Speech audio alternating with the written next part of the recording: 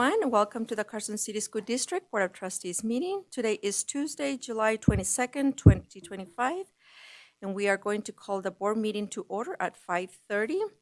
And agenda item number 1, adoption of the agenda as submitted, and this is for possible action. I'm sorry, Michelle? Yeah, okay. So motion by trustee Walt and second by trustee Peterson. Any board discussion? See none. Any public comment? See none. All those in favor? Aye. Any opposed? Motion carries.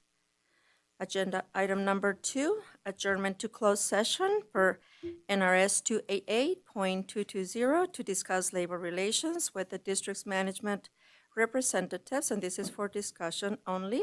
So at this moment, we are going to initiate our closed session.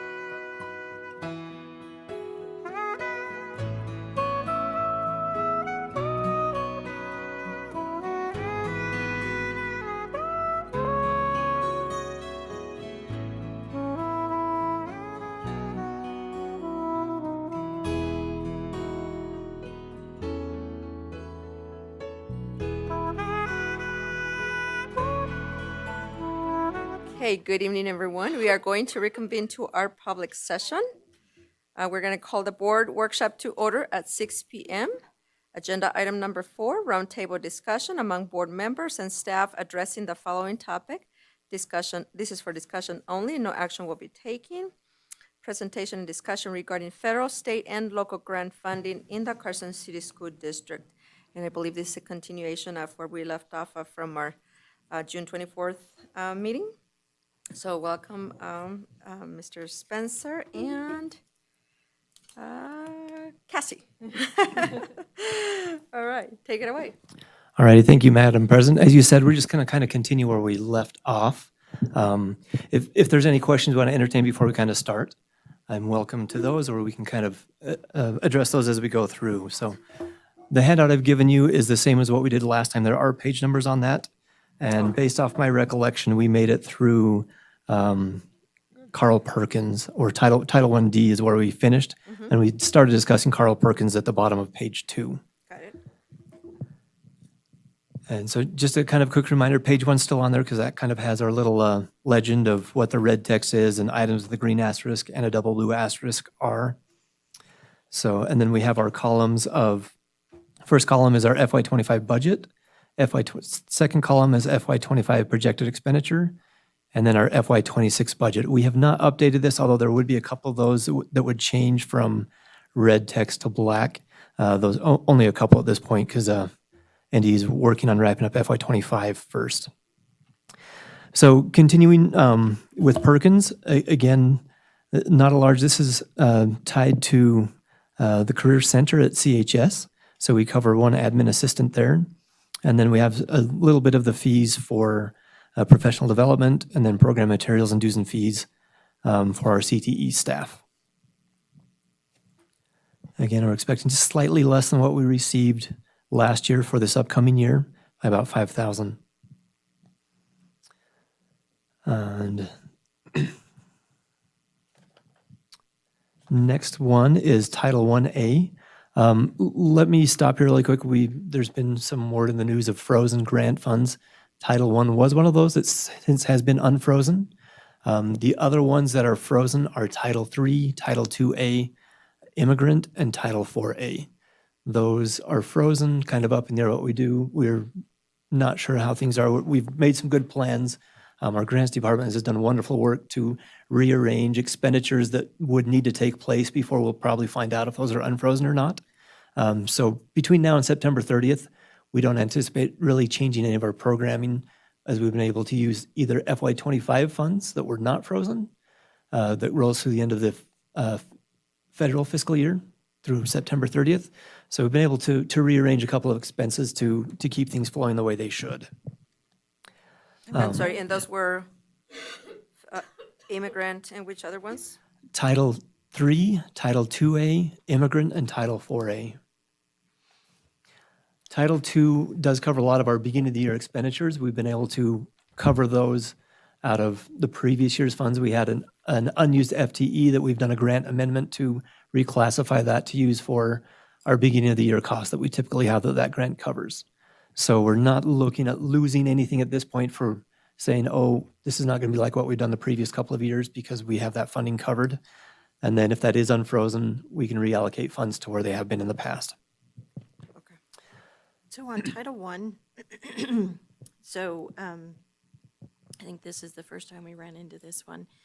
50% of the full-time employee cost for McKinney-Vento is covered by the grant. Where is the other 50% covered of that position? The other 50% would be from McKinney-Vento funding. So that's in a different grant? Yeah.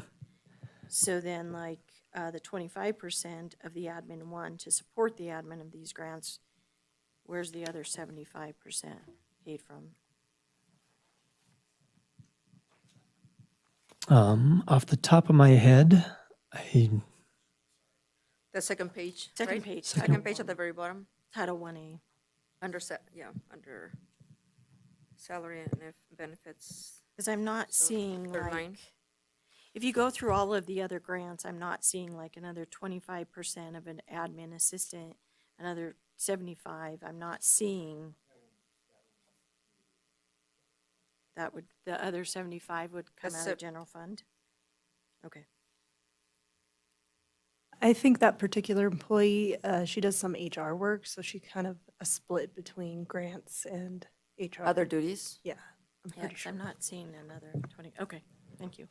Yeah, that's correct. That one is split with general fund because she is not 100% in the grants world, so she couldn't be paid 100% out of the grants. But the work she does do for grants can come from that Title I fund. So those FTEs you've talked about, that we have our TOSA, the McKinney-Vento liaison, 50% comes from Title I.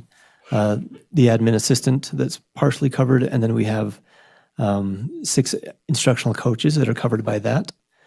And 2 parapros are also funded by Title I. And then we have extra duty and subpay for teachers and parapros that correspond with that grant as well. And to cover some of the programs that we have for the extra duty, including parent involvement, professional development, professional, there's a couple different PLCs for acronyms. Professional Learning Committee is a guess. Sorry. PLCs. Yeah, good enough. Spencer, when you're presenting as well, can you kind of give us an idea of what you feel? I mean, I know we don't know the extent of the federal, cuts that were, but kind of just give us like, hey, this one might be on the fence. So Title I, this Okay, just is as you're going through 100% my opinion. Title I has been reviewed and is back on. So I don't foresee that the funding would change for that. But again, that's only my opinion. My crystal ball is very cloudy. Other things that we have funded out of that, you can see we do have some contractor costs out of there for professional services, generally tied to professional development trainings that we have to increase the value of our current employees, and then some materials and supplies. Next grant is IDEA. This one's tied to special education.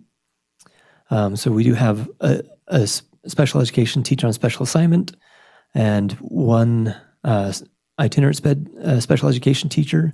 And then this one covers a lot of personnel. So we have 29 and a half essentially parapros funded out of this. And we have 64% of a special education teacher at Montessori is covered out of this. Since we are the sponsoring organization for Carson Montessori, we do have to allocate some of our IDEA funds to them to cover the same needs that we have here. They do. I'm not sure how they fund that, but that is they do cover the rest of that FTE. And that 64, that could change because it's going to be based off of our student counts minus their student counts and how that's funded. So that's what it was, at that snapshot in time. We do have some professional development for special education staff, a lot of training those individuals need to keep up on. And then evaluation of IEPs is something that's one of those necessary things this covers, contract for services for that. And then we do have some supplies for a lot of our occupational therapists, speech therapists, and physical therapists. This handles a lot of the necessary supplies they need to fulfill the requirements of our special needs students.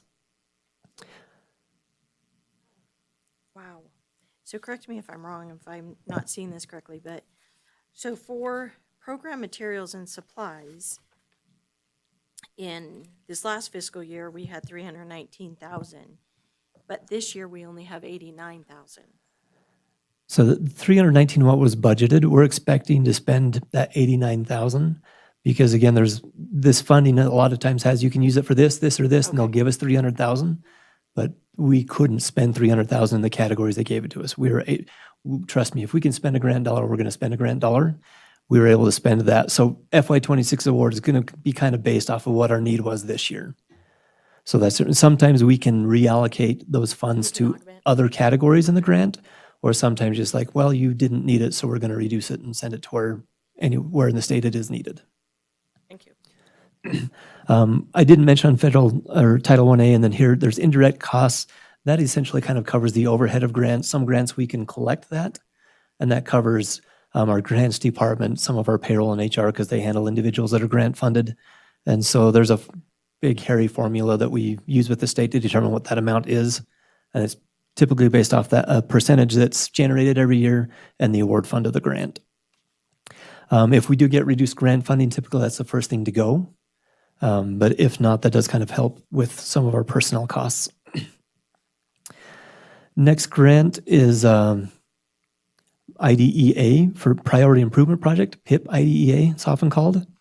And this covers a contract for ABA services, which is for behavioral health and also additional IEP management. So no personnel on that one. That is all for services that are easier handled by contractors that do the workforce as opposed to having our own employees do it. If you see the next year, that's going to be rolled into IDEA. The PIP portion is a carve-out that's no longer there. Moving on again, we have Disability and Innovation Fund for special education. This again is for special education. It's a smaller one that kind of covers a little bit of a stipend to cover an outreach specialist. And then some travel and registration for some PD for that individual.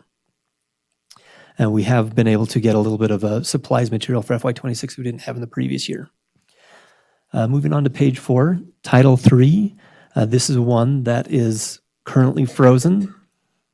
So you can see this was total about $99,000 of what was budgeted for last year. We're anticipating that same one this year. My most up-to-date information from today has not changed on that amount. So that's something that we're looking at. Okay, what can we do to keep providing the services that are here elsewhere? So assuming that that's frozen and never comes back. If it comes back, then we pick up kind of where we were and roll with it. So you had a question? Yeah, so if it is frozen and we're not getting it right now, how are we supplementing that?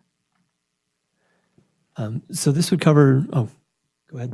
We've done a lot of, well, the program leader has been really, really savvy with their money, and so they've been using a lot of the prior years and using up that funds, and they actually got some extra funding that they were able to use to, like, museum pass cards. They were able to purchase those in lieu of, like, losing this. They can have those for later, and so they've just been really savvy with budgeting, and so if this funding does go away, it's not as serious.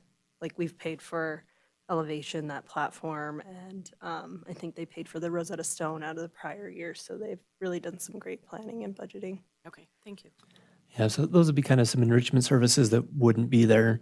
And again, some training for our EL staff that we need to, if it's a required training, we would need to look to find a different way for that, or it's something that's like, well, let's see what we can do the following year to cover what that training would have been. Next one is immigrant. This is also one that is frozen.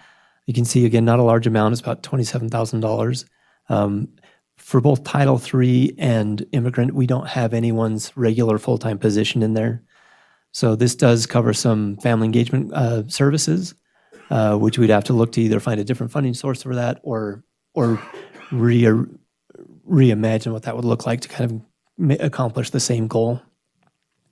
And then some smaller amounts for supplies and dues and fees. Again, Cassie mentioned some family passes for the children museums. We're able to use some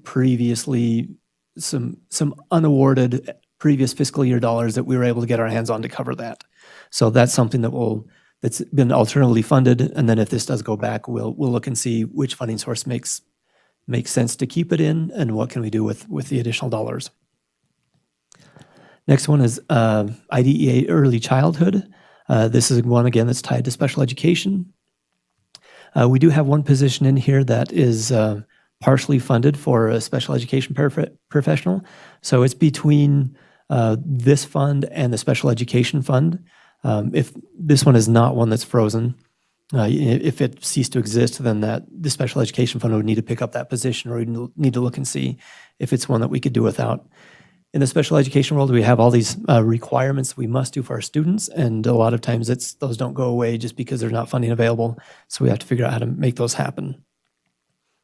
This one's about $75,000. As you see, the amount that we're anticipating to get in FY26 is already half that amount, so the supplies that we're able to get with that are going to be diminished based off the previous year. And then also some travel and registration for some training. That amount is reduced. Next one is the Bipartisan Safer Communities Grant. This one covers almost 3 positions, 2 full positions, and 88% of another. and also gives us some extra hours for our staff for our PLC meetings. This gives you an idea of what we had for FY25, FY26. We do not have funding for this. We've already moved those positions to other funding sources. Moving on to the top of page 5, McKinney-Vento. This is one that services children in transition if they don't have a stable home setting. This provides some supplemental benefits to them to help them get similar education opportunities as those who may have a stable home structure. So you can see there's the other half of our McKinney-Vento liaison here, and that's the only position based out of that. This covers a lot of times if we have a student that would like to do something, there's a cost involved, but they don't have a way to pay for it because they don't have a stable home situation. This can cover some small amounts for that, provide some hygiene and clothing for students that may not have that, so that they feel as an equal to their the other students that they go to school with day to day. Also can be some health services, laundry, transportation for students who may not have a stable place to live, or they're living in a temporary situation.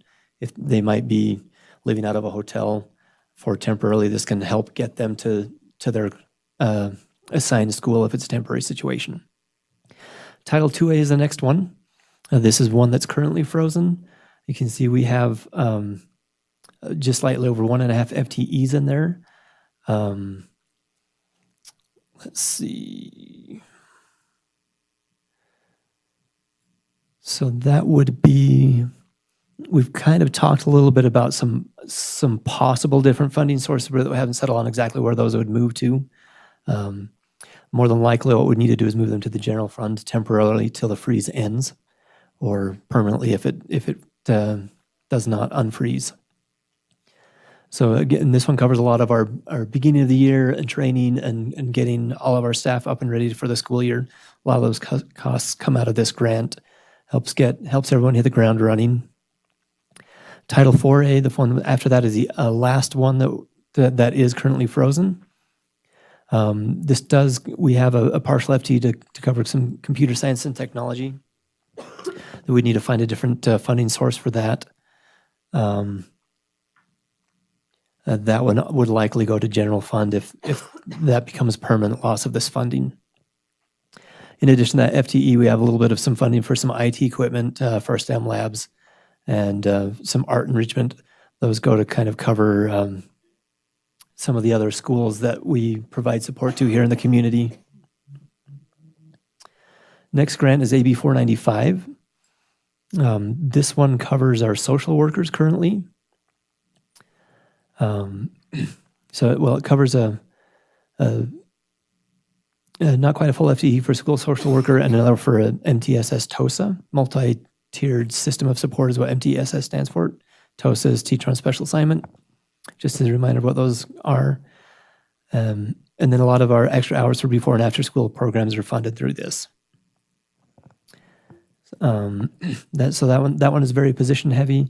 One of the other things that we have been able to pay for this in the past is our Raptor program. That's covering the funding to get our volunteers in our school.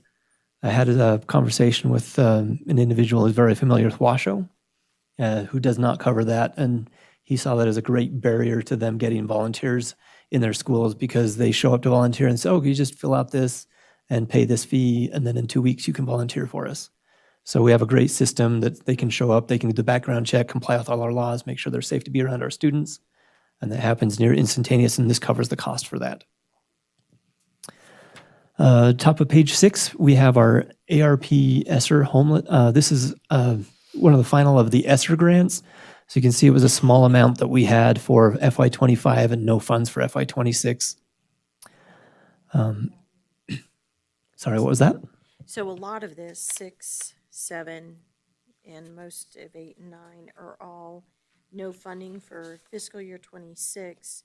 So does that mean what are we doing with these programs then? So the majority of these are the ESSER funds, the end of the COVID funds. We've known this is coming for a couple of years. So we have either we've done well to move positions out of this to other funding sources. So we didn't get left holding a bunch of positions that we feel are necessary and we don't have a funding source for them.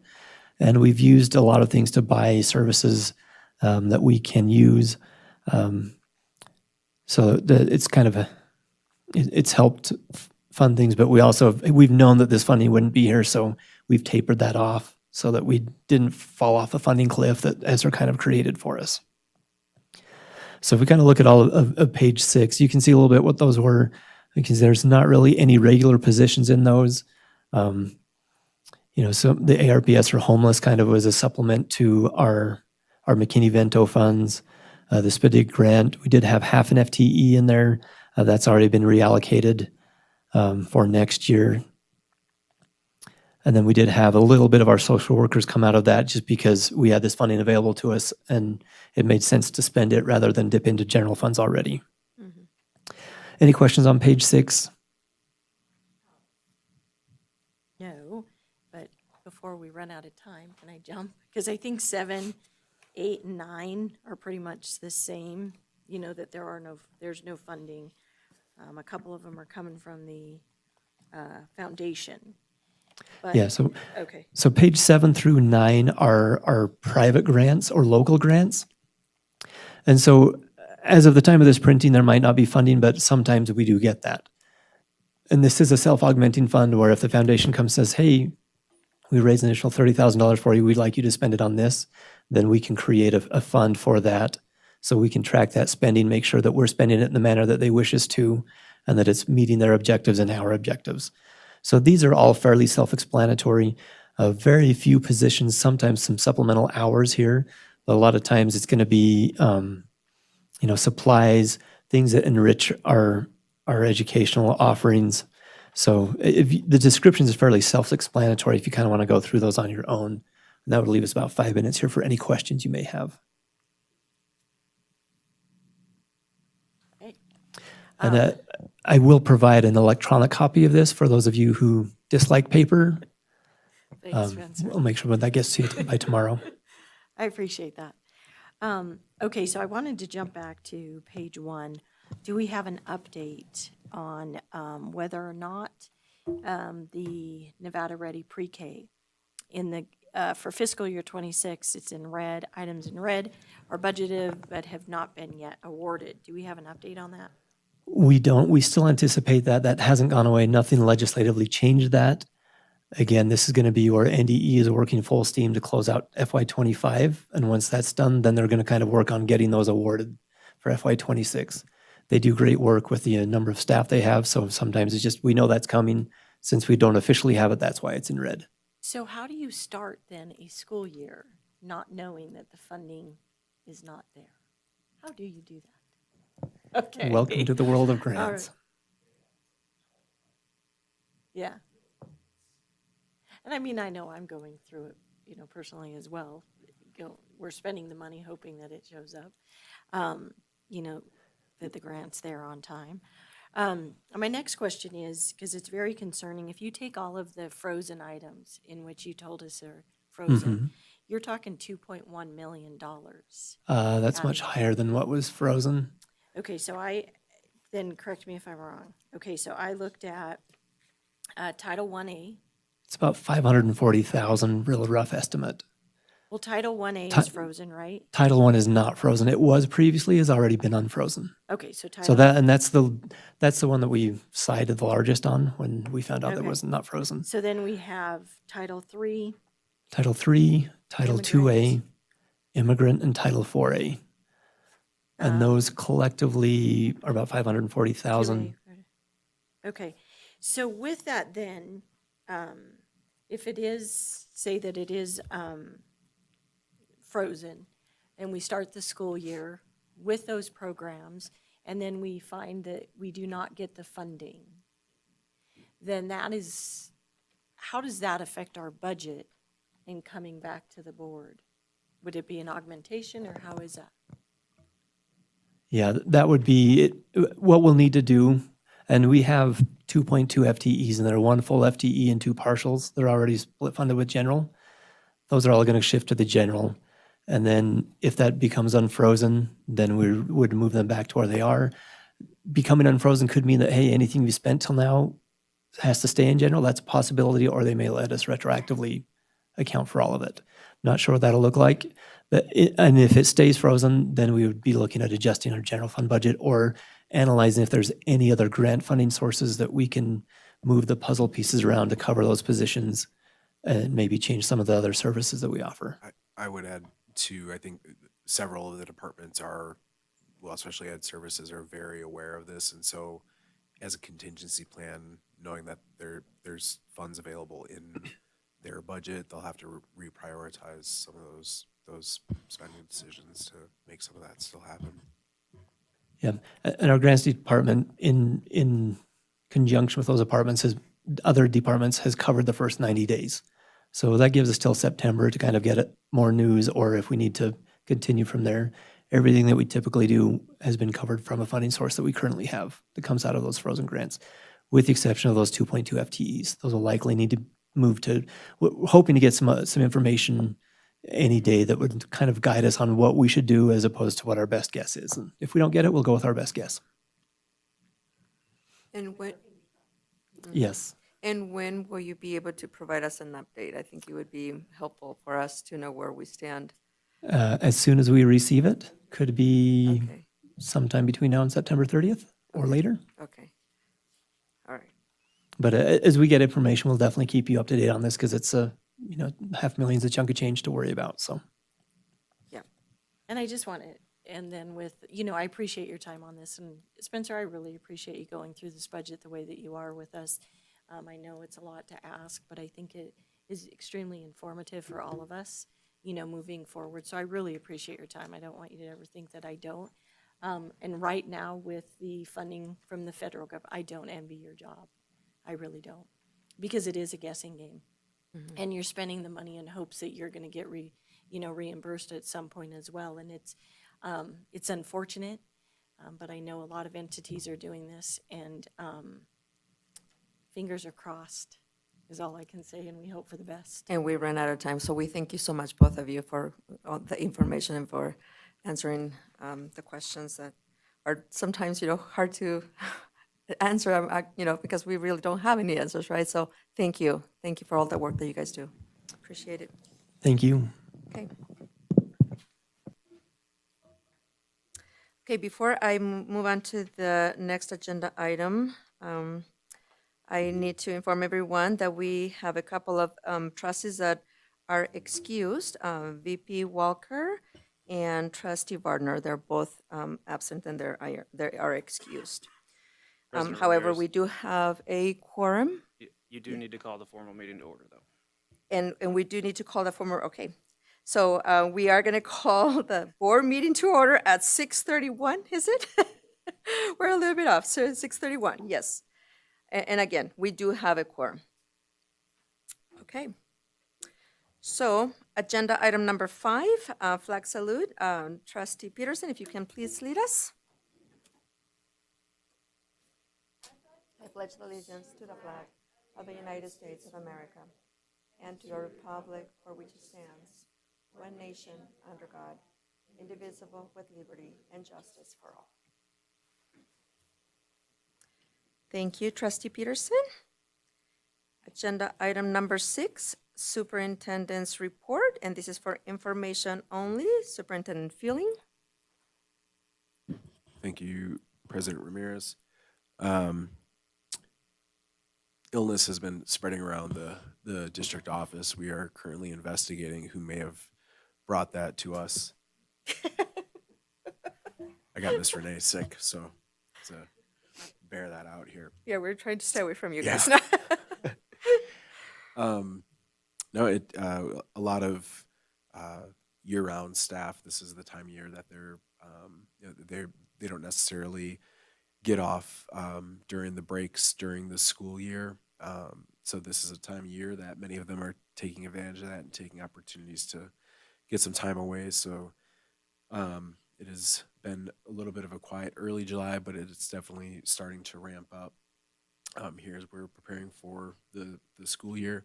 Lots of work going on around the district related to capital projects, maintenance, and just upkeep of facilities and grounds. really excited for the new year with some of the projects that are going on, and just really grateful to all of our custodial and maintenance and ground staff trying to get everything ready for the school year. We have not an enormous staff that's doing all that work, and we have a lot of grounds and a lot of facility to cover. So just really happy with the work that we're seeing so far, and we'll be ready to roll here in just less than a month to start the school year. So that is all I have. Wonderful. Thank you. Okay. Agenda item number 7, board reports, board member comments, and this is for information only. And I believe both of our trustees who report on Nevada Association of School Board are not here, so I will move on to board announcements. Michelle, do you have any board announcements? Not a whole lot because nobody's there. I do know that Mark Twain is getting really excited. They have the PTO or PTO with some of their funds that they've raised. They've hired a muralist to paint a big mural on the exterior wall of the music room, and they're in the phase of finalizing what that artwork's going to look like and tweaking it and firming it up with the artist. So when the kids come back, there's going to be a nice new mural on the outside of the music room that they're really excited about. Exciting. got. Awesome. Thank you. Rebecca? Just be on the lookout for Parent Square as school's going to be starting again. How are we already talking about this? You're like, ouch. Yeah, I know. So August 15th for 1st through 5th grade, and then pre-K and kinder will be August 19th. Wonderful. Thank you, Matt. No report. Thank you. Molly? No report. Okay, and I also don't have a report. All right, thank you. Association report, and this is for discussion only. Do we have a representative from the association? And I don't see anyone. Okay. And agenda item number 9, and this is public comment. Do we have in-person public comment? We don't have in-person public comment, but we do have an online public comment.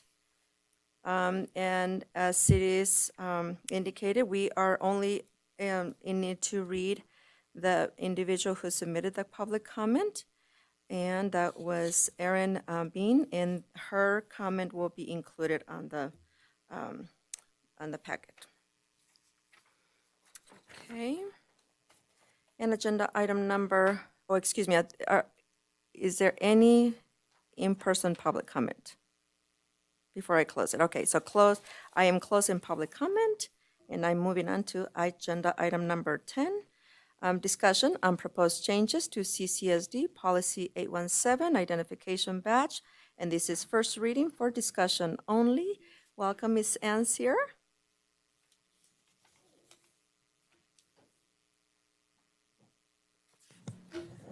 Good evening, President Ramirez and trustees. Nice to see you.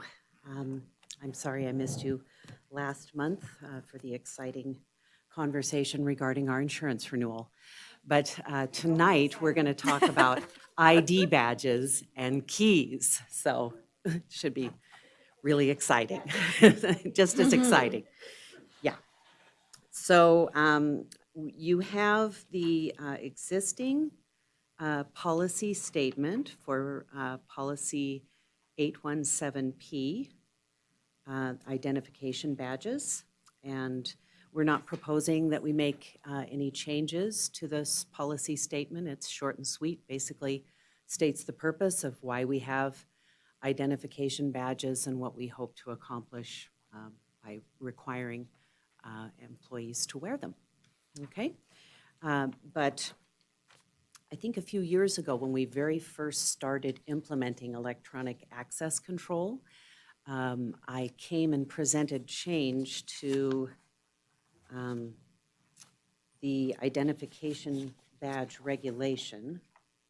So are we moving on to regulation? Yes, Okay. which is the next item on the agenda. I do have a correction on the policy. So, Yes. President just a- Ramirez, I'm sorry to interrupt, but These are both discussion items. You can take them together. I think the record just needs to reflect. We can that go we're ahead gonna and hear take them together? Oh, Yes. okay, okay, very good. Then we If can go if ahead and you'd like proceed. to tell me I was what just you'd- gonna, I was just gonna point out a very small typo at Yep. the very beginning of the document, Board of Trustees, it has an A in front of the board.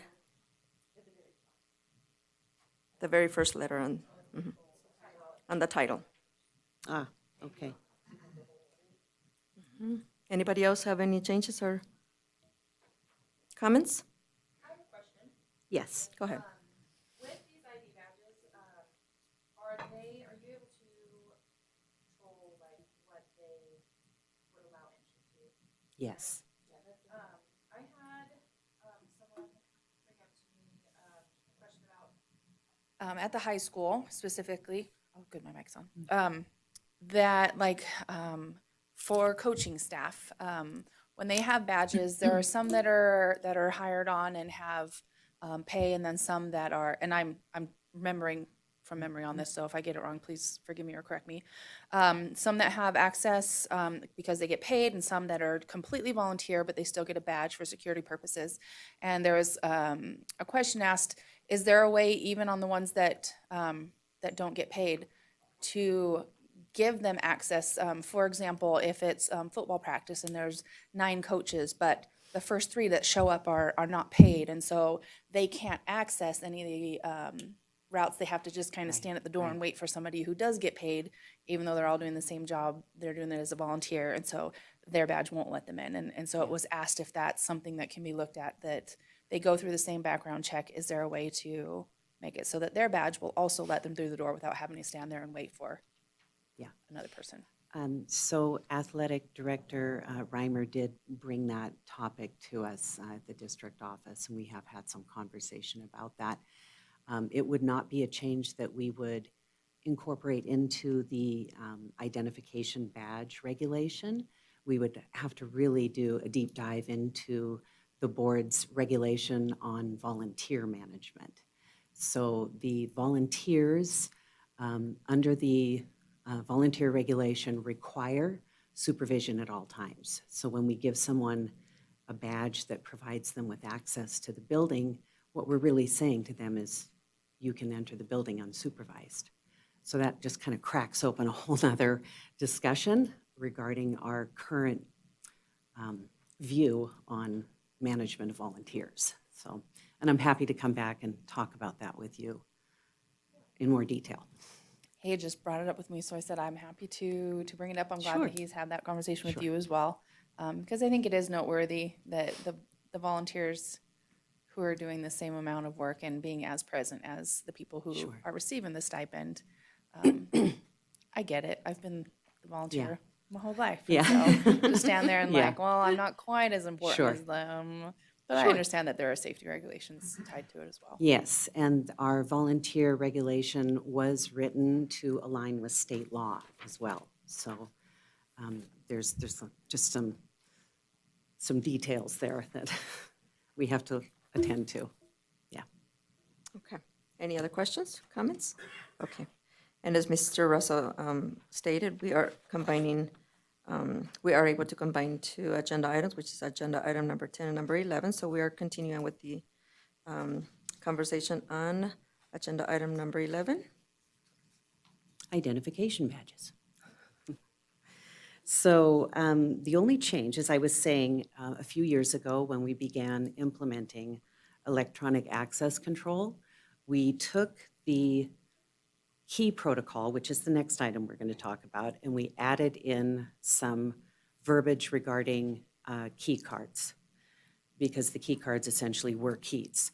Now that we have implemented access control, electronic access control across the district throughout all of the buildings, it makes sense to distinguish between the identification badge and the access that is provided by that badge and the hours of access that are provided by that badge, and the physical key control protocols that are managed out of the operations department.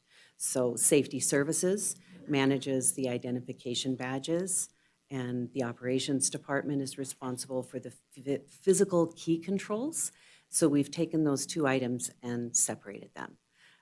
There hasn't been any change in language to either of these regulations. We've just taken the paragraph that we put into the key control policy about 3 years ago and put it into the badge protocol.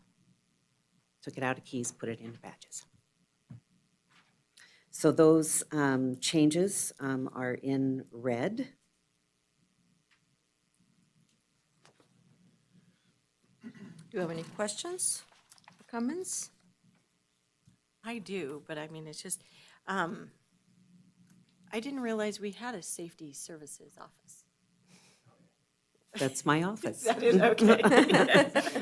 All right, and plus one. That's me. All right, thanks.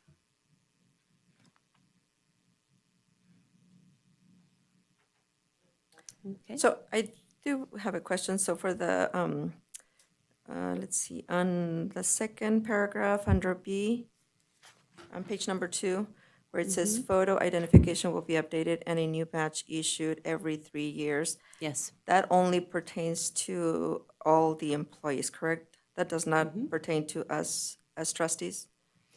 If we have provided you with a badge, then the system is automatically going to ask us to take another photo in 3 years. Okay, Yeah. That's all in the badge management software. It's- database or something, okay, okay. Exactly. Okay, great. Yep. Okay, anybody else, questions, comments? No, okay, well, thank you. Thank you.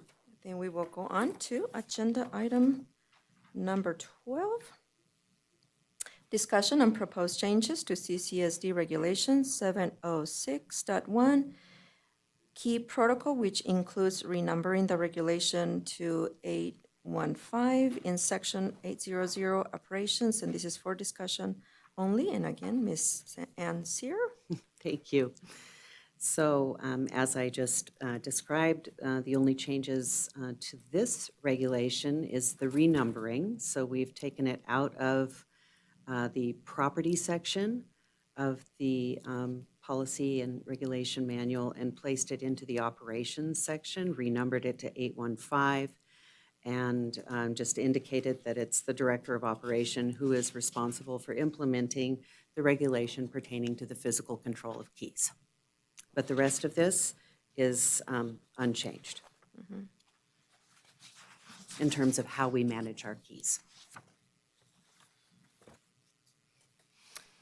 So on page number 3, let's see, on the third paragraph, where it says substitutes teachers, is it substitute and then teachers, or is that correct? Is it plural on both? Substitutes, teachers? I think there should probably be a. They did take it out? Okay. Was there another one? Okay. Okay. I did not see it, okay. And do you guys see anything else? Okay. All right, very good. No questions? Okay. Excellent. Thank you. Thank you very much. Thank you for your time. Thank you for bringing this to A little us. cleanup on aisle 9. Thank you. We appreciate your work. Right, item number 13, discussion on proposed changes to CCSD Policy 539, Independent Study in Physical Education, and this is first reading for discussion only. Welcome, Mrs. Dasha Fusen and Mr. Brandon Bringhurst. Welcome to your first meeting, board meeting. Thank you. Pleasure to be here and go over this with you. I appreciate the time, President Ramirez, and appreciate everybody's service here on the board for the students of Carson City School District. So we are looking at revising Policy 539 in order to align with some changes that have been made to the Nevada Administrative Code. This policy allows for exemptions for students' participation or requirement for graduation of PE credits. So these changes that we've proposed are in alignment with that. If you look at the proposed policy, we did this under the independent study and physical education, because these changes would, in essence, eliminate the independent study and physical education that was in place, has been in place previously. What previously has been in place, along with this independent study, is students have been able to receive waivers or exemptions for PE for one of their two graduation requirements. The change in Nevada Administrative Code changes that to allowing students to receive exemption for both of their physical education requirements, and also changes some of the conditions under which they can get those exemptions. So if you look at those conditions for exemptions, there is a medical exemption, which students can receive based on a statement from a licensed physician. There's also a religious belief exemption that is given if there is a religious belief issue that would be documented by a statement from the parent or guardian. Then there are a few ways students can receive this exemption based on their participation in different classes or activities at the school. Those classes that would qualify for the exemption are the ROTC and marching band. There are also a variety of activities of participation in athletics, dance, cheer, other such school-sponsored activities, physical activities, would qualify for that exemption. In addition, number 6 authorizes for exemption given for competitive club or sports that are recognized by the school or the district. The state has a list of currently recognized activities. I believe that list currently has about 37 different activities that fall under this qualification. In order to receive that, in Section 2, their participation in those activities, whether they are school-based or not school-based, need to meet this criteria. They need to participate in a minimum of 120 hours. There's one change that we need to make there is that's 120 hours per 1 credit exemption. So 60 hours for a half credit, 240 hours for both of the credits. Those activities, those 120 hours, have to happen outside of the regular school day, and participation must be verified by the school. It's important to note, too, that this is an exemption from PE. It is not awarding students credit for PE. So, in essence, instead of taking the 2 PE classes that are required for graduation, the requirement of PE is exempted, but the number of credits required for graduation remains the same. It just allows students to take other elective classes in order to, elective or any type of classes, to get that elective credit in lieu of physical education classes. So there is no credit that is awarded. In order for students to receive physical education credit, they would have to take the actual physical education class. Okay. And then the school will develop procedures for, as far as timelines and paperwork that is required for students and parents to submit their requests for these exemptions. Perfect. Any questions on Questions policy or comments from the 539? board? Okay, Molly? So I guess my question would be, looking at this, why did we deviate from what was passed from LCB on September 13th of 2024? Because we look in Section 1, Conditions of Exemptions, and we threw in, you know, the athletics, dance, and cheer all under the same, where in the NAC, it has it as a separate item. And it says the school district or charter school shall exempt a pupil from 1 credit in physical education if the pupil participates in interscholastic activities on drill team, in a dance, or cheerleading. But we took that out and made it separate and put it with the rest of it. It also then it looks as though we're going with, you know, we mentioned 60 hours versus the 120. And in the NAC, it says the school district or charter shall exempt a pupil from 1 credit in physical education if the pupil actively participates in 120 hours outside of regularly scheduled school day. And so I was just wondering why we would deviate from, rather than just, you know, kind of writing it up just the way that it was presented and passed, why we would combine it all. Okay.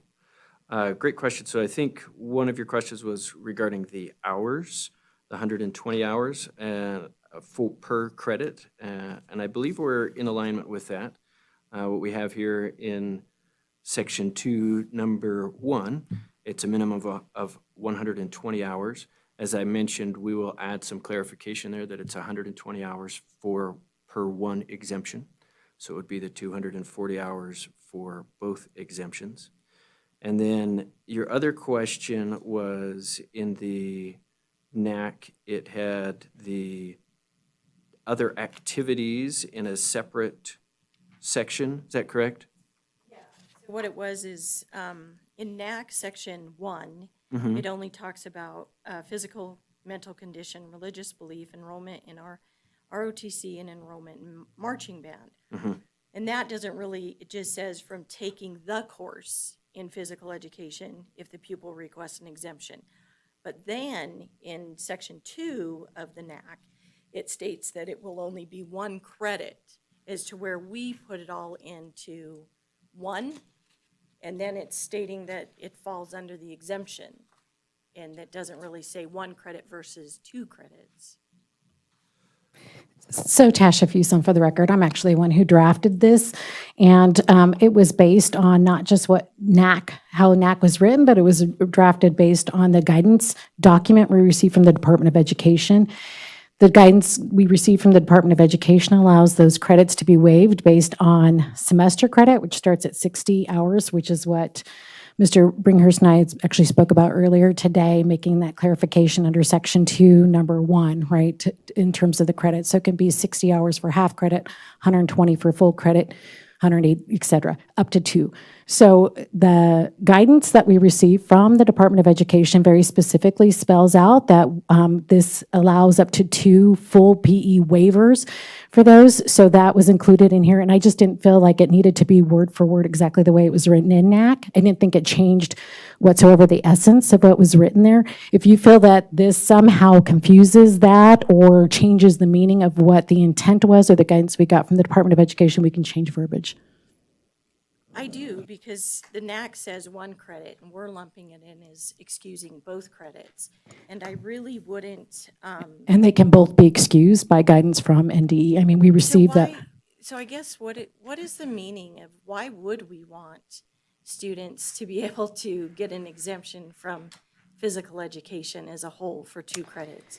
That's 1 I can already really get, but 2 I don't. not up to us. That was decided by the State Board of Education through work from the Nevada Department of Education. They included work groups from people all over the state. So if you would choose to, as a board, be more restrictive and not go along with administrative code, we would have to seek legal counsel to whether or not you could do that or not. But the guidance we got from the Department of Education was very, very clear. That said, the expectation from the Department of Education is that all districts update their board policies, that they have them in place for the 25-26 school year, and that 2 PE waivers would be possible for students. So again, if you choose not to go with what we're being directed by the Board of Education or by NDE, I'm sure Ryan can let us know if that's okay, but that wasn't something that we came up with on our own. Well, I guess I just look, because it specifically says here in the NAC that the pupil from 1 credit in physical education for this. It doesn't lump it into 2, and that's where I would go then, is going from 1 rather than 2. But my question to legal counsel is, it says that a school district charter school shall exempt. Does that mean we have to? Yeah, and the Nevada Administrative Code provides a minimum that you have to exempt. So NDE does have the discretion to come in and say, you have to do at least one, you can do at least two, you're going. It's still consistent with the way the NAC is written. The policy is consistent with it. It doesn't offend it. It just marries the administrative code itself with the guidance that was provided by NDE. So NDE, it's right here, so we could go with 1 versus 2. So I asked that question this morning. I contacted NDE. There's a couple of pieces with some clarification around that. One, they sent us a guidance memo on how this is to be implemented. And in that guidance memo, under the section what changed from with this change, it says students may now earn up to 2 physical education exemptions. And I had a conversation this morning with NDE asking them, does it have to be 2? Can we do just 1? And he said, no, the expectation is that we allow exemption of 2 of both of the physical education. So that's why that we have it in here that way. It's aligned with the guidance that we received from them, as well as the conversation that I had with them this morning. It is a significant change. Part of when I talked with him about that, why the change, there's obviously various reasons, and as Ms. Fuson mentioned, they had a variety of focus groups and whatnot talking about it, but it does allow students for that greater flexibility in some of their options towards graduation, allowing them to take more CTE completer courses, allowing them to take more electives in different areas of interest, while still with 120 hours per exemption being required to participate in a significant amount of physical activity, while not specifically physical education, but still meeting those physical activity requirements, but allowing for some greater flexibility in their graduation pathway. So what does this do for our physical education program at the high school? I think that remains to be seen. Again, referencing the conversation I had with NDE this morning, their thoughts and experience are that a lot of these students still continue to take PE. They enjoy taking PE.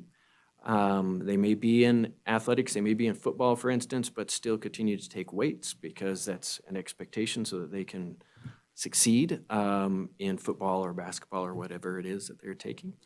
I think it will definitely, we will see how the course requests change, right? Are fewer students requesting to take that and instead taking other courses? And then PE teachers, do we need to look at how we're offering PE and what that looks like in order to encourage more students to choose to take that class? Or are they taking classes elsewhere that better meet their goals towards graduation and after graduation? And then do we need to make some adjustments in how we support that so the students are following a pathway that best meets their goals for after high school? I personally like the idea of giving students options, and if it's something that they aspire to do versus just the regular PE, and if that's going to get them more interested in doing something that they're passionate about, I think it's a win. So I like the idea.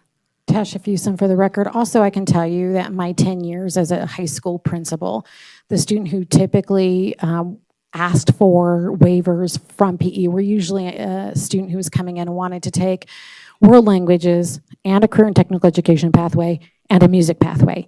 And their schedule would not allow them to do all of those things with PE. And those were usually the students that were asking, well, can I take summer school PE? Can I do an external credit for PE? Can I do online PE?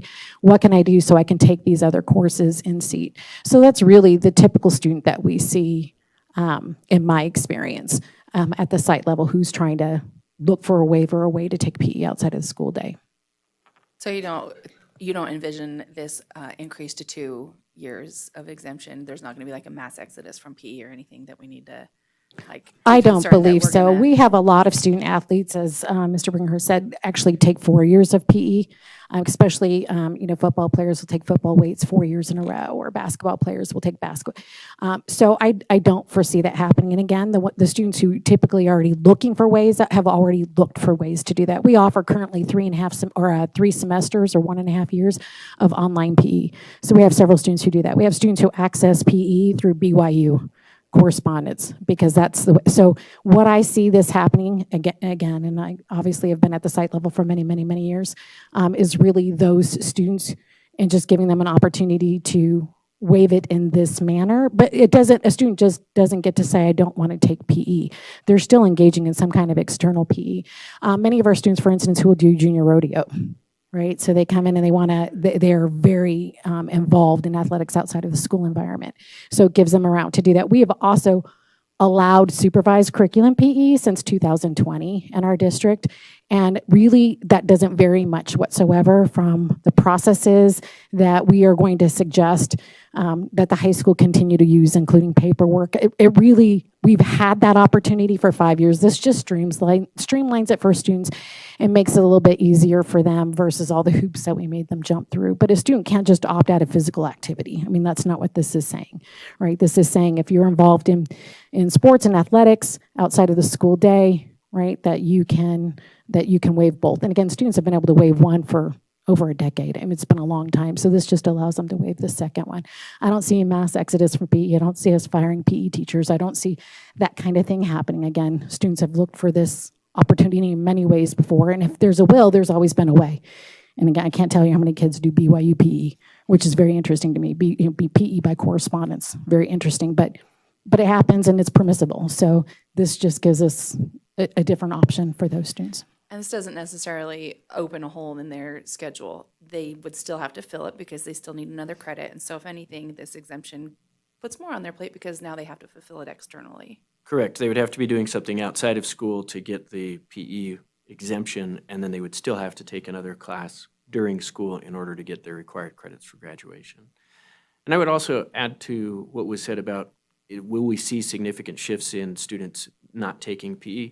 And I don't know that we will, but I would say that if we do, what that is, in my view, is that's data for us to suggest that our students have and are expressing some different needs. And so are we then meeting the students' needs? That's what we should be focused on, is are we putting the resources where the resources need to be to meet the students' needs for what they have in high school and what they are preparing for beyond high school.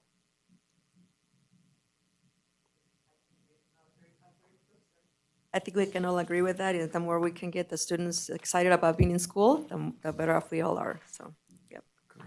Excellent. Thank you so much for your presentation. I believe, do we have any additional questions or comments before we move on? No? Okay. I do. I Yes, just, okay. I'm going to be the naysayer up here because I disagree. I really do. I think that, one, we were at Rotary today and we learned about trails and how important it is for the mental health to be active, get away from the screens, get away from just sitting, being active, and most importantly, being physically active outside the classroom, be outdoors. PE brings that to us. Physical education brings that to the student during the day. I find it to be extremely effective. I taught physical education for years, and I feel that there is a benefit to it, whether it be their freshman year or not. I think it is a huge benefit. I don't agree. I don't agree in 2 credits. I believe in the one, maybe the one exemption as well. But we're taking away that mental health, even the nutrition part of it. In physical education, they teach about nutrition, and we are a nation, or United States is becoming obese, and we're getting higher up there, and I think we're taking away from that. So I just want that on record. I don't agree that we should be making exemptions for any reason out of physical activity. Thank you. Thank you, Molly. Okay.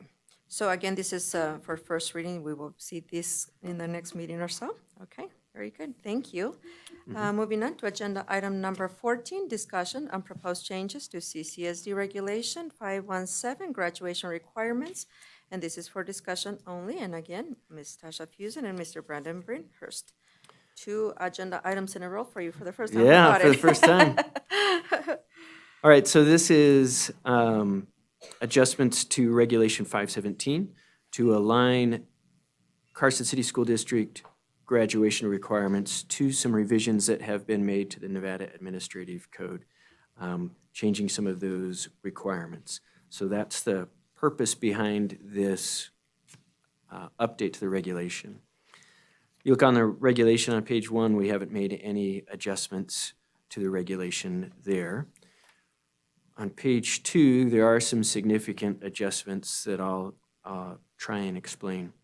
You see the variety of diploma options that are offered. There are 5 different diploma options that are offered to our students. Most of the changes, the most significant changes, happened under the standard diploma options. So previously, Carson City School District required students to earn 4 credits of math and 3 credits of science. There were options for students to apply for a waiver to that based on some specific circumstances, and some of that is outlined here in the policy that, as well as what the previous practice was. What this change does in the regulation is change that from 4 and 3 down to 3 and 2. And the primary reason for that, if you look further down, there is a section that says college and career flex credit. So that is increased from previously being at 0 credits required to now 2 credits required. College and career flex credit, what is that? If you look on the next page, page 3, in red, there it describes what qualifies as the college and career flex credit. Now, students need 2 of these credits. They can do level 2 or 3 CTE courses, that 4th year of math, 3rd year of social studies, or 3rd year of science. So where we previously required it to be math and science, and it was requiring students to take some of those higher level things, there are now more options, again, for it to be able to fit best what a student's particular path is. It still requires those higher level types of courses, but in this case, it gives options for CTE courses and social studies, whereas previously it was restricted to only math and science. That's a change that is part of the changes to Nevada Administrative Code. Based on those changes to the Nevada Administrative Code, we feel like that meets what the intent was of the 4th math and 3rd science, and now we can simply align the graduation requirements for Carson School City District directly with the requirements for Nevada Administrative Code. Are there questions about that part of the change? That's probably one of the biggest changes. Questions from the board? You know, I just have a comment on the, on page number 1, where it says, it's actually under the academic plan, last sentence on that paragraph, it says, the parent or guardian has a right to waive this requirement on behalf of the student. I find that a disadvantage to the student, because I personally feel that the parents should be part of the education, the children's educational plan as much as possible. And instead of not meeting with the counselor, I would say it should be the opposite. They should be meeting with the counselor every semester, not once a year, every semester. And so to me, that I find that sentence, I don't know, a little bit, again, as a disadvantage, to the family, because I feel that the student and the parent should be meeting with a counselor So, frequently. Tash, if you sound for the record, I mean, we can remove that if you like, but we have no way to require a parent to come to the school for a meeting once a year. We invite them, we encourage them. As you know, we do parent-teacher conferences. We just extended it back even to allow those parent-teacher conference days for the middle school again, but there's no way for us to require that. So if I you'd like that to be understand that. removed from a passive position, meaning we're not indicating that a parent can waive that requirement, just know that there's still no way for us to require them to do that. I mean, we can leave it out, but. I understand that we cannot require that, but I think that we should not give them ideas. I'm not coming to meet with the counselor. On the contrary, I feel like with the strategic plan, the parent engagement, that's one of the things that we point out is like, we want to get the parent to be part of the conversation of their children's academic plan. That's one of the things that we have on our strategic plan. And so when I see this sentence here, I'm like, well, we're kind of, giving the parent So let me Yeah, give you, I'll yeah. give you some historical context to that statement. Is it was required in the past that we had signatures from parents on an academic plan. It was part of each school's NSPF, the Nevada School Performance Framework, the star rating system for schools. So it was one of the indicators, and schools actually got rated, and there was a point value attached to what percentage of parents you actually got to come in and sign that academic plan. Because many parents work, right, and could not physically come in, even though we do some evening nights for our staff, they'll flex out days, that kind of thing. The state allowed a waiver. So a parent could send in a waiver that said, I understand that this is the plan. Basically, I can do it remotely, right? You're sending stuff home to me, I can sign this, and then we could count it for the school as a signed parent academic plan. That's where that statement came from. That piece is still on the NSPF today, but it's not worth a point value.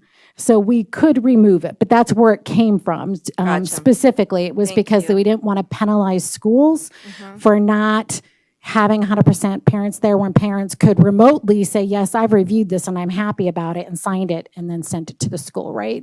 Still assuming that the parent is an active participant in terms of communicating with the school, but not necessarily physically there. So that historically, that's where That's that where it came came from. from. Gotcha. And we didn't update that first page. But again, we can take that piece out. It's really no longer applicable because that point piece is no longer on the NSPF. If we could, So- that would be wonderful. Yeah, we can strike that if that's, And if then- that's the And way. it does say, let's see, on the second sentence of, again, the same paragraph where it says, at least once each school year is when the student is supposed to meet with the counselor. Again, in my opinion, if we really are trying to get the students to, if we try to get the students in the habit of meeting with the counselor once a semester, it will be easier for them to do that in college, because in college they have to meet with the counselor at least once each semester. So it's kind of like getting them in the mindset, preparing them, if you will, preparing them for college by having them meet with the counselor once a So semester. it also, so depending on the grade level of the student, they will at times meet more than, well, they actually meet more than once, but it's a credit check versus signing up for classes. So our counselors meet with students once a year specifically to do credit checks. Obviously, as a ninth grader, you don't have credits until after your first semester. So usually for ninth graders, the credit check is done at the same time as when they do course selections, which is like February for the following year, right? So they'll get, did you pass all your first semester courses, et cetera. When you become a 10th grader, now they're usually meeting with the student twice, because they can now meet with them at the beginning of the year as a 10th grader to talk about, did you pass your second semester courses and where are you at credit-wise? And then they meet again with them in February, March timeframe to look at how they did first semester and sign up for courses the next year. So usually for the sophomore and junior and senior year, they're meeting twice, once per semester. Freshman year, it's usually only once. Gotcha. That's why it says at least. Okay. Typically, counselors meet with them more than that, but that's why it says at least once. At least once. And that's actually what's required by state law. It says in NRS at least once. I think it's an important distinction too, like we were talking about getting the parents to school. Nothing about that first paragraph says that the parent is involved in that meeting. It's just that when you're in high school, the student has to meet with a counselor, but I agree, it seems silly that the parent can exempt them from that, but I think we're saying, well, parents can't make it or parents can't return. That's not a part of that paragraph. It's just the student will meet with the counselor, and obviously I think that's great, but I just wanted to point that out because we'd mentioned a couple times, well, parents can't get there. They don't have to, according to that. Right. Yep. Thank you. Yep. Go ahead. Okay, so, one, when I saw that we removed, or whoever removed the one math credit and science credit, moved it down to the college career flex credit, I'm thinking to myself going, oh, wow, this is great, You're gonna be able to get a credit for auto body, something to career ready for those who are not academic, wanting to go to college or want the CTE. They're the more hands-on. Do you ever anticipate that we'll ever get there? I know they're electives and they have the option to do that. Do you think we're ever going to get where the hands-on, more career ready, plumbing, electrician, of that Right. ever be part of and as important as The computer science. So I think this was NDE's or the state board's attempt at that, because if you look, they are also required to have a full credit in arts humanities or CTE or JROTC. So that is its category. It's on its own, as well as in these flex credits. So for those of you for those of you newer to the board, one thing to note again historically, right, is that our district has had higher graduation requirements than the state. Over the last 6 years, the state has little by little edged up their requirements. So Carson City School District, I think for 12 or 13 years now, has required 24 credits to graduate, 4 math, 3 science. A student could opt out, but only if they were taking a full load of courses their senior year and they couldn't fit it into their senior year. There was a very specific rationale for when students could opt out because they still make state requirements for high school graduation. So little as the state has continued to up their requirements, ours have stayed the same. And it was just at this particular point in time that it's like, okay, the state has finally raised the requirements for graduation close enough to what we've had that my thought in talking with the high school principal, Mr. Carson's last year, was that it's probably a good time for us to finally align our district requirements for graduation for a standard diploma to what the state is, and instead of having a separate set of requirements. Because what that looked like the past several years is that if a student got to their senior year, and again, they weren't going to be able to get that 4th math and 3rd science, then there was a separate form that had to be signed off by the parent, the student, the counselor, and the principal to exempt the student or to waive that requirement. Now with the state, and I think, Molly, you're exactly correct, right, is that the state is trying to say, one, we as a state are trying to up our requirements. We really want our kids to be academically competitive on the national level. And we're trying to promote career and technical education and really looking at meeting the needs of students beyond just potentially the 2-year, 4-year college route, right? So trying to get kids to go into the trades and industry. So I think that's what actually prompted the flex credit piece. But in addition to that flex credit piece, there's still the CTE credit, and you cannot take a course that will fulfill more than one category. So if you take a CTE course, for instance, auto, if you would, and that is your CTE credit, in order to do those 2 college flex credits, it has to be above and beyond that one credit, right? So a credit can't fulfill multiple categories. You can't double dip like you can in college, right? Where you can take this humanities credit, but it's also your elective, and it can also, you can't do that in high school. In high school, it fulfills one and only one category. So yes, Molly, I think that's what you're saying. And I think that's really what the intent is, right? It's trying to get kids to filter into that post-high school thinking, right? Whether you're going to go to a 2-year college, a 4-year college, or to a career tech academy, or, into the training, into the world of work, if you will. But yes, so that's why, even though it looks not awesome that we've reduced the number of 24 credits down to 23, in essence, know that at one point in time, the state was only 22, then it was 22 and a half, and now it's 23. And so we just felt instead of having a separate and still have to have an opt-out for that last credit, we would come in alignment 100% with what the NAC updates are. Does that answer your question? Okay. I do have another question on page number 2. On the diploma options, I noticed that adult education is still listed as one of the options, yet on the column, it has been crossed, the education part has been crossed off, and it says adult standard. Is that, That's the change. That's just also the the change change. in NAC. It refers to that diploma as an adult standard diploma now. That's, instead of adult ed, it's called an adult standard. okay.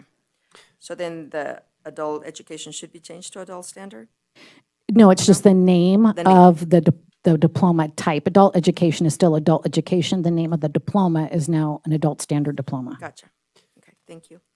And then on page number 3, just a small typo on requirements, where it says additional college and career ready, CCR diploma requirements, and E is missing.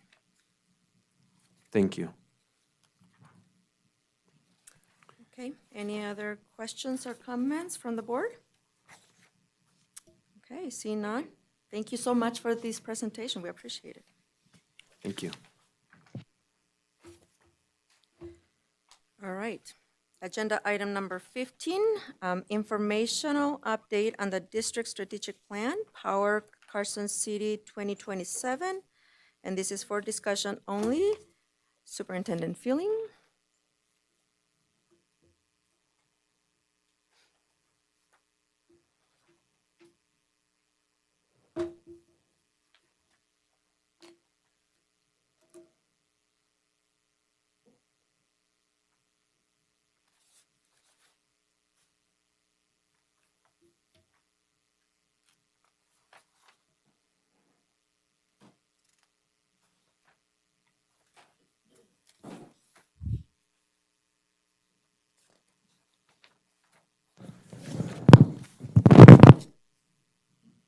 Sorry. Good evening, trustees, President Ramirez. So tonight is one of our updates as we have them 4 times a year on some of the data points that we had previously agreed upon related to the district meeting the obligations of and being accountable to the strategic plan for the school district. So the document you have is one that we have looked at several times, and for our newer trustees, I know we've looked at these, I think, 2 times since you started, maybe just one other time. But I hope this kind of makes sense. Again, there's a 1 page for each of the goals of the strategic plan. There are objectives that are listed within the strategic plan. Those objectives are listed here. To the right of that are success standards. And just one of the things I always try to clarify, like in the case on goal 1, so when you're looking at goal 1, there's 4 objectives and there's 4 success standards. Those success standards are not attached to the individual objectives. The idea was to come up with what would be potentially some metrics that could give us some idea of how we are meeting the goal itself. So the fact that there's 4 success standards and 4 objectives is really just kind of coincidence. We were looking for different metrics that we thought would be appropriate. I think when I initially brought this, there might have been like 12, and we just narrowed them down to ones that we thought were maybe most valuable. And so then when that was completed, we tried to get data baseline from the 22-23 school year as we started this. And there were many things that we simply didn't have data for. So we had to start building to processes and aligning resources to be able to start gathering some of this data.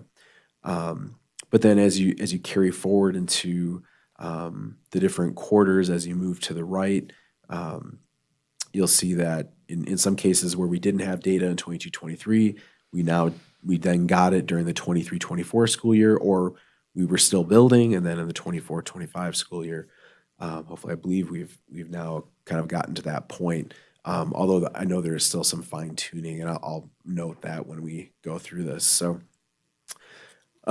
first goal, exceptional staff. 2 of the success standards have their data in now. So the first one, all vacant positions will on average have 3 qualified candidates that apply. So back in 22-23, that was at 82%. Or the 23-24 school year. So, and we're looking at this at the end of the school year. So this is really reflecting all of the vacant positions we had during the school year, and then how many applications then would we get for those? You'll note a slight increase then going into the 24-25 year, up to 86.76. Although in the process, Mr. Sadler, and thank you to Mr. Sadler for continuing to find new ways to get creative with data and to crunch things. We are averaging 10.5 applicants per position. That doesn't mean we are getting applicants for every position. There still are those out there. But compared to last year, we were around 9 applicants per position on average. So that in itself, even though that percentage only improved a bit, the actual like having basically 1.5 more applicants per position. So that's good. It's progress. It's progress, yeah. We and that I don't know. It's just been a real improvement across the district in terms of seeing this pool come in with almost every position, folks who are interested. So it's been a positive change. And we're continuing to look at this. One of the things that we were talking about is that currently this is including, if we have a position that has only been posted internally, and we might have one internal candidate that is interested and then hired for that position, that would count against this because we only had one person. And so it's kind of a unique circumstance that maybe we should peel those out, but we would have to do that back for 3 years. And so we just haven't gotten to that point, but we're still, just trying to think about how to best represent this to you all, to the public. The second success standard related to goal 1, 90% of staff believe CCSD is a good place to work. So this one is, this year, we have kind of the purest answer since 22-23, I guess, although it was asked a little bit differently in 22-23. So what this success standard says that staff believe CCSD is a good place to work in our end of the year JAC survey, which is the Joint Advisory Committee with representatives from our 3 employee associations. We put out this survey, and this year we added specifically that verbiage that I believe CCSD is a good place to work, to be as clear as possible and make sure it's aligned with this. And so there was a Likert scale response of strongly agree, somewhat agree, and then on through the disagrees. So for those people in the 3 to the affirmative, that was answered. That was 96% of our staff that answered to the affirmative to varying levels. So clearly, we're not perfect, or that would be 100%. But it's still it's in a reasonably a good place. So I think the whole district should be proud of that. Moving to goal 2, we don't have anything for goal 2. A lot of the academic numbers are still going to be rolling in here now in the fall, so we'll be getting to those here in the fall, probably more late fall in some cases, but we will have those soon. Under goal 3, the metric here we have, and again, it's the end of the school year, and this is looking at volunteerism as a proxy for engaged parents and families, goal 3. And trying to, what we do is we look at a ratio of the number of people who are approved as volunteers, and then we divide that by the student enrollment of the district. And the idea is just getting a sense of what does that ratio look like? What does that percentage look like? And so what we've seen over time is that percentage has actually gone up slightly each year. And so it's hard to get a maybe a perfect metric with this, but just the idea that a larger percentage of our families are volunteering to do something in our schools. And so I think that's a positive trend. I don't exactly know. Again, like I don't think this is ever going to be 100 realistically, but I don't exactly know either how good that number is. I don't know how that maybe compares to other districts. I don't know that other districts even look at this sort of thing. I think we're better than everyone else, so they probably don't. So I'm just kidding. Sorry, I shouldn't have said that publicly. So anyway, so again, moving in a positive direction, not an enormous move, but just positive. Moving on to goal 4, healthy generations. So one of the things that we never had kept track of in a systematic way was tracking the number of kids participating in co-curricular, extracurricular activities. And I have to give a lot of credit to Dr. Ricky Medina, who found a way for us within our existing systems, I guess with minimal impact to our schools in terms of trying to account for this within our student information system, but that they're accounting for it enough that we can now pull this data and we can actually pull it. There is fine tuning to do. This is really the first time that we've collected this kind of data and pulled it. And there's some things I think that we can maybe improve upon in how we're doing it. But I'm really excited that we have it now. And so the percentage of students that are at the secondary level participating in co-curricular, extracurricular activities, 41.6%. You'll see under the success standard, we said 25%. That number was a shot in the dark.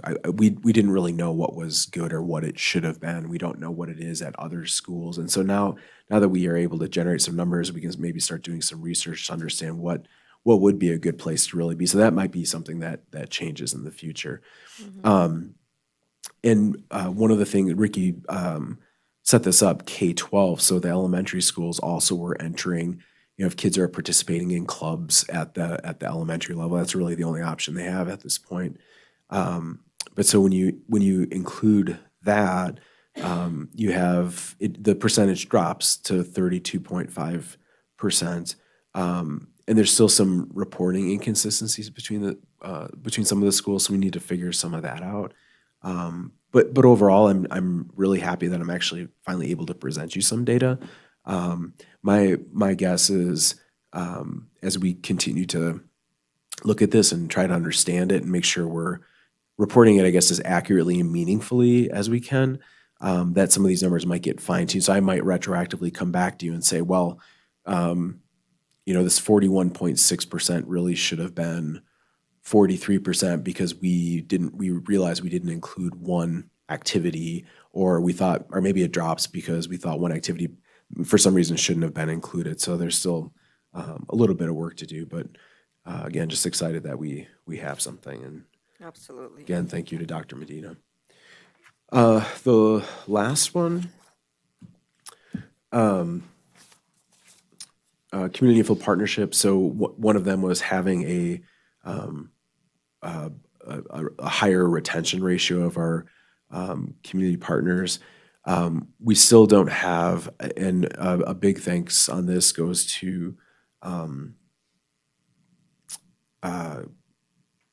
Candy Robles and Dan Davis, trying to help track all of these community partners.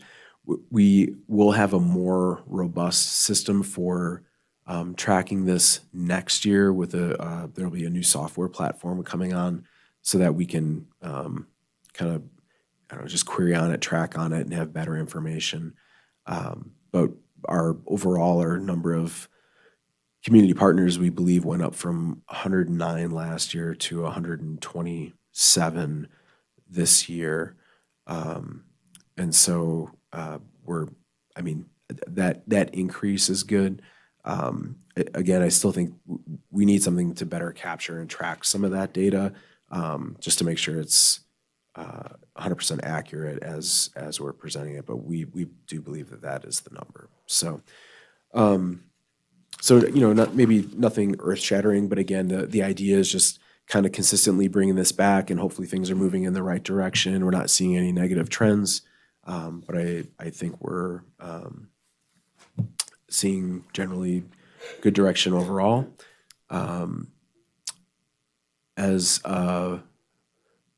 And again, then we'll be back again talking about this once we get a little bit into the fall. That will be heavy on some of the academic data.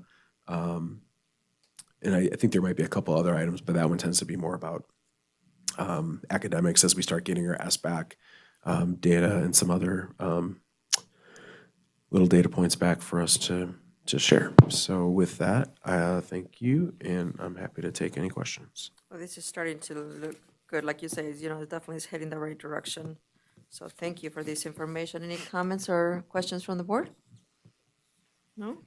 Awesome, well, thank you. Thank you for sharing this with us.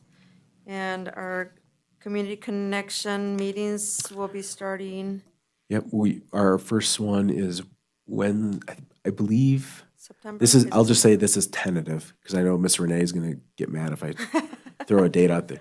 September September 17th, 17th, right? There you go. I'll still say tentative, though, Tentative, just, there you just go. you never know. Awesome. But, Those and are- I think the first one will be centered around, some more about our, CTE work. And Candy Robles actually will be helping us out quite a bit with that, but Wonderful. show off to the community a little bit more. To showcase those programs. Wonderful. Excellent. Thank you very much. All right. Agenda item number 16, approval of consent agenda, and this is for possible action.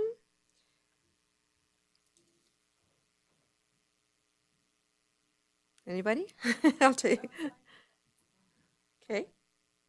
I move that the Carson City School District Board of Trustees approve the consent agenda as submitted. Did I get a second? Do I have a second? Rebecca? Okay. So motion by trustee Walt and second by trustee Roberts. Any board discussion? See none. Any public comment? See none. All those in favor? Aye. Any opposed? Motion carries. Agenda item number 17, informational items, and this is for discussion only. No action will be taken. Any comments or questions on that item? See none? Okay. Agenda item number 18, request for future agenda topics. I don't know if this is really an agenda topic, Do you but have your Yes, microphone? Sorry, is it? Go ahead. I don't know if it's really something for the agenda, but just maybe an update with school starting soon. We talked about the bus routes and kind of aligning those. If we could get an update on if they're what they're The doing bus? with that.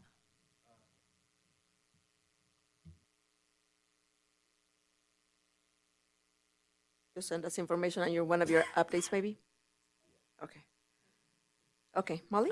Question then, are we still looking at the last meeting of every month to do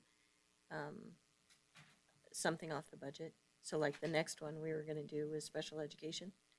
Would that still be going on the last meeting of the month? Is that what we're looking Are at? we doing the last meeting or at every meeting that we have to review budget items? Mhm.